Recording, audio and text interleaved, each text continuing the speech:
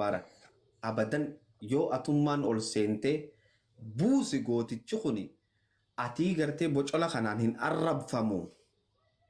Dubbii teenya ta'amma kaate tanaan hin arrabfamu lubbuusaa Oromoof kanne buusi jechuu ni dandeessa ture dhiiftee deemuun san badii miti hin jee Mubaarak.